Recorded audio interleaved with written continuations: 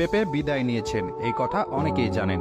পেপের Ramos জুটি কেমন ভয় জাগানিয়া ছিল প্রতিপক্ষের জন্য সেটাও জানেন অনেকেই। তবে আজ এমন এক ঘটনা শোনাবো যা একসাথে হাসাবে আবার ভাবাবে। পেপের মাথায় সেই সাদা ব্যান্ডেজের কথা মনে আছে? যে ব্যান্ডেজ নিয়েও পেপে খেলেছিল রিয়াল মাদ্রিদের হয়ে। তার সাথে ছিল তার সেই সময়ের আরেক সতীর্থ সার্জিও রামোস। সেদিন যে পেপেকে আঘাত করেছিল তার সাথে কি পরিণতি হয়েছিল, পেপেকে আঘাত করার কারণে রামোস তাকে কি শাস্তি দিয়েছিল জানেন? তাহলে চলুন শুনে আসি সেই ফাউল করা খেলোয়াড় আরিটাজ অ্যাডোরেসের মুখ থেকেই। তিনি বলেন, রিয়াল মাদ্রিদের বিপক্ষে খেলায় আমি কেপলার লিমাকে, যাকে সকলে পেপে বলে চিনে, তার মাথায় আঘাত করেছিলাম এবং সার্জিও রামোস আমার কাছে এসে বলেছিলেন, আপনি কি লিফট দিয়ে পিচ ছেড়ে যেতে চান নাকি অ্যাম্বুলেন্স দিয়ে একটি বেছে নিন। অর্থাৎ তার আঘাতের কারণে পেপের মাথায় বেশ শক্ত একটা ক্ষত তৈরি হয়েছিল, যার কারণে তাকে ব্যান্ডেজ করে রাখতে হয়। রামোস এবং পেপে ছিলেন সেই সময়ের ডিফেন্সের দুই ত্রাস। তাদের সামনে দাঁড়াতে ভয় পেত বিশ্বের নামিদামি সকল স্ট্রাইকারও।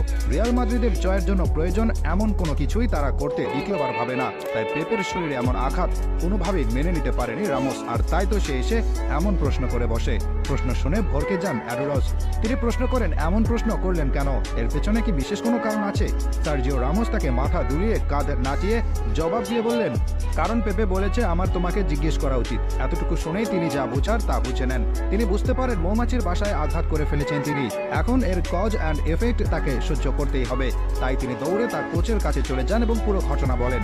তিনি কোচকে অনুরোধ করেন তাকে যেন সাফ করা হয়, কিন্তু কোচের হাতে আর কোনো উপায় নেই। অ্যাডোরস বলেন, আমি ভয় পেয়েছিলাম এবং আমি কোচের কাছে গিয়েছিলাম এবং তাকে আমাকে সাফ অফ করতে বলেছিলাম, কিন্তু কোচ বলেন আমরা বিকল্পের বাইরে আছি।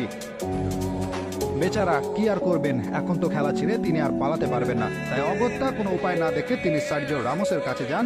সার্জিও রামোসের কাছে গিয়ে তিনি কি বলেছিলেন জানেন? চলুন শুনি তার নিজের মুখেই। অ্যাডোরস বলেন, তারপর আমি সার্জিও রামোসের কাছে গেলাম এবং আমি বললাম আমি লিফট দিয়ে পিচ ছেড়ে যেতে চাই, অ্যাম্বুলেন্স দিয়ে যেতে চাই না।